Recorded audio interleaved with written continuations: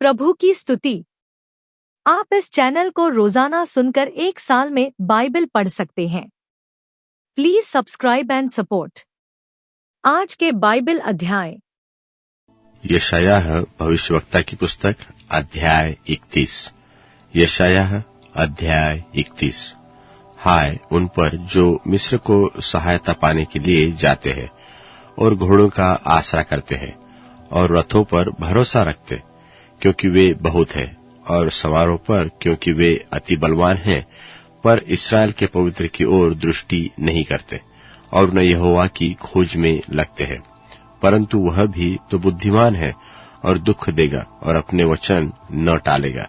वह उठकर कुकर्मियों के घराने पर और अनर्थकारियों के सहायकों पर भी चढ़ाई करेगा, क्योंकि मिस्री लोग तो ईश्वर नहीं मनुष्य ही है, और उनके घोड़े आत्मा नहीं शरीर ही है। और जब यहोवा हाथ बढ़ाएगा तब सहायता करने वाले और सहायता चाहने वाले दोनों ठोकर खाकर गिरेंगे और वे सब के सब एक संग नष्ट हो जाएंगे। फिर यहोवा ने मुझसे यो कहा है कि जिस प्रकार सिंह व जवान सिंह अपने अहेर पर गुर्राता हो और चाहे चरवाहे इकट्ठे होकर उसके विरुद्ध बड़ी भीड़ लगाए तो भी वह उनके बोल से न घबराए और न उनके कोलाहल के कारण दबेगा, उसी प्रकार सेनाओं का यहोवा सिय्योन पर्वत और यरूशलेम की पहाड़ी पर युद्ध करने को उतरेगा। पंख फैलाई हुई चिड़ियों की नाई सेनाओं का यहोवा यरूशलेम की रक्षा करेगा। वह उसकी रक्षा करके बचाएगा और उनको बिन छुए ही उद्धार करेगा। हे इस्राएलियों, जिसके विरुद्ध तुमने भारी बलवा किया है उसी की ओर फिरो। उस समय तुम लोग सोने चांदी की अपनी अपनी मूर्तियों से, जिन्हें तुम बनाकर पापी हो गए हो, घृणा करोगे। तब अश्शूर उस तलवार से गिराया जाएगा जो मनुष्य की नहीं, वह उस तलवार का कौर हो जाएगा जो आदमी की नहीं, और वह तलवार के सामने से भागेगा और उसके जवान बेगार में पकड़े जाएंगे, और वह भय के मारे अपने सुंदर भवन से जाता रहेगा और उसके हाकिम ध्वजा के कारण विस्मित होंगे। यहोवा जिसकी अग्नि सिय्योन में और जिसका भट्टा यरूशलेम में है, उसी की यह वाणी है। यशायाह भविष्यवक्ता की पुस्तक अध्याय 32। यशायाह अध्याय 32। देखो, एक राजा धर्म से राज्य करेगा और राजकुमार न्याय से हुकूमत करेंगे, और एक पुरुष मानो आंधी से छिपने का स्थान और बौछार से आड़ होगा। वह मानो निर्जल देश में जल की नालियां और मानो तप्त भूमि में बड़ी चट्टान की छाया होगा। और उस समय देखने वालों की आंखें धुंधली न होंगी और सुनने वालों के कान लगे रहेंगे, और उतावलों के मन ज्ञान की बातें समझेंगे, और तुतलाने वालों की जीभ फुर्ती से साफ बोलेगी। मूढ़ फिर उदारचित न कहलाएगा और न कंजूस दानी कहा जाएगा, क्योंकि मूढ़ तो मूढ़ता ही की बातें बोलता और मन में अनर्थ ही की बातें गढ़ता रहता है, कि वह बिन भक्ति के काम करे और यहोवा के विरुद्ध झूठ कहे और भूखे को भूखा ही रहने दे और प्यासे का जल रोक सके। कंजूस के उपाय बुरे होते हैं। वह दुष्ट युक्तियां करता है कि जब दरिद्र और नम्र लोग ठीक बोलते हो तब उनको झूठी बातों में फंसाए। परंतु उदार चित्त मनुष्य उदारता ही की युक्तियां निकालता है, वह तो उदारता के कामों में स्थिर रहेगा। हे सुखी स्त्रियों, उठकर मेरी सुनो। हे निश्चित स्त्रियों, मेरे वचन की ओर कान लगाओ। हे निश्चित स्त्रियों, वर्ष भर से अधिक समय में तुम विकल हो जाओगी, क्योंकि तोड़ने को दाख न होगी और न किसी भांति के फल हाथ लगेंगे। हे सुखी स्त्रियों, थरथराओ। हे निश्चिंत स्त्रियों, विकल हो। अपने अपने वस्त्र उतारकर अपनी अपनी कमर में टाट कसो। हे मनभाव खेतों और फलवंत दाखलताओं के लिए छाती पीटेगी। मेरे लोगों के बरन प्रसन्न नगर के सब हर्ष भरे घरों में भी भांति भांति के कटीले पेड़ उपजेंगे, क्योंकि राजभवन त्यागा जाएगा, कोलाहल से भरा नगर सुनसान हो जाएगा और पहाड़ी और पहरुओं का घर सदा के लिए मांदे और जंगली गधों का विहार स्थान और घरेलू पशुओं की चराई उस समय तक बना रहेगा जब तक आत्मा ऊपर से हम पर उंडेला न जाएगा और जंगल फलदायक बारी न बने और फलदायक बारी फिर वन न गिनी जाए। तब उस जंगल में न्याय बसेगा और उस फलदायक बारी में धर्म रहेगा और धर्म का फल शांति और उसका परिणाम सदा का चैन और निश्चिंतता रहना होगा। और मेरे लोग शांति से निश्चिंत रहने के स्थानों में और सुख और विश्राम के स्थानों में रहेंगे, परंतु वन के विनाश के समय ओले गिरेंगे और नगर पूरी रीति से चौपट हो जाएगा।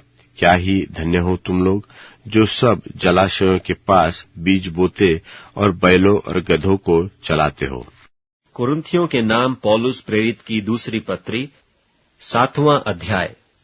सो हे प्यारो, जबकि ये प्रतिज्ञाएं हमें मिली हैं, तो आओ हम अपने आप को शरीर और आत्मा की सब मलिनता से शुद्ध करें और परमेश्वर का भय रखते हुए पवित्रता को सिद्ध करें। हमें अपने हृदय में जगह दो। हमने न किसी से अन्याय किया, न किसी को बिगाड़ा और न किसी को ठगा। मैं तुम्हें दोषी ठहराने के लिए यह नहीं कहता, क्योंकि मैं पहले ही कह चुका हूं कि तुम हमारे हृदय में ऐसे बस गए हो कि हम तुम्हारे साथ मरने जीने के लिए तैयार हैं। मैं तुमसे बहुत हियाव के साथ बोल रहा हूं। मुझे तुम पर बड़ा घमंड है। मैं शांति से भर गया हूं। अपने सारे क्लेश में मैं आनंद से अति भरपूर रहता हूं, क्योंकि जब हम मकिदुनिया में आए तब भी हमारे शरीर को चैन नहीं मिला, परंतु हम चारों ओर से क्लेश पाते थे। बाहर लड़ाइयां थीं, भीतर भयंकर बातें थीं। तो भी दीनों को शांति देने वाले परमेश्वर ने तीतुस के आने से हमको शांति दी, और न केवल उसके आने से, परंतु उसकी उस शांति से भी जो उसको तुम्हारी ओर से मिली थी। और उसने तुम्हारी लालसा और तुम्हारे दुख और मेरे लिए तुम्हारी धुन का समाचार हमें सुनाया, जिससे मुझे और भी आनंद हुआ। क्योंकि यद्यपि मैंने अपनी पत्री से तुम्हें शोकित किया, परंतु उससे पछताता नहीं, जैसा कि पहले पछताता था। क्योंकि मैं देखता हूं कि उस पत्री से तुम्हें शोक तो हुआ, परंतु वह थोड़ी देर के लिए था। अब मैं आनंदित हूं, पर इसलिए नहीं कि तुमको शोक पहुंचा, वरन इसलिए कि तुमने उस शोक के कारण मन फिराया। क्योंकि तुम्हारा शोक परमेश्वर की इच्छा के अनुसार था कि हमारी ओर से तुम्हें किसी बात में हानि न पहुंचे। क्योंकि परमेश्वर भक्ति का शोक ऐसा पश्चाताप उत्पन्न करता है जिसका परिणाम उद्धार है, और फिर उससे पछताना नहीं पड़ता, परंतु संसारी शोक मृत्यु उत्पन्न करता है। सो देखो, इसी बात से कि तुम्हें परमेश्वर भक्ति का शोक हुआ, तुम में कितनी उत्तेजना और प्रत्युत्तर और रिस और भय और लालसा और धुन और पलटा लेने का विचार उत्पन्न हुआ। तुमने सब प्रकार से यह सिद्ध कर दिखाया कि तुम इस बात में निर्दोष हो। फिर मैंने जो तुम्हारे पास लिखा था, वह न तो उसके कारण लिखा जिसने अन्याय किया, और न उसके कारण जिस पर अन्याय किया गया, परंतु इसलिए कि तुम्हारी उत्तेजना जो हमारे लिए है, वह परमेश्वर के सामने तुम पर प्रकट हो जाए। इसलिए हमें शांति हुई, और हमारी इस शांति के साथ तीतुस के आनंद के कारण और भी आनंद हुआ, क्योंकि उसका जी तुम सब के कारण हरा भरा हो गया है। क्योंकि यदि मैंने उसके सामने तुम्हारे विषय में कुछ घमंड दिखाया तो लज्जित नहीं हुआ, परंतु जैसे हमने तुमसे सब बातें सच सच कह दी थीं, वैसे ही हमारा घमंड दिखाना तीतुस के सामने भी सच निकला।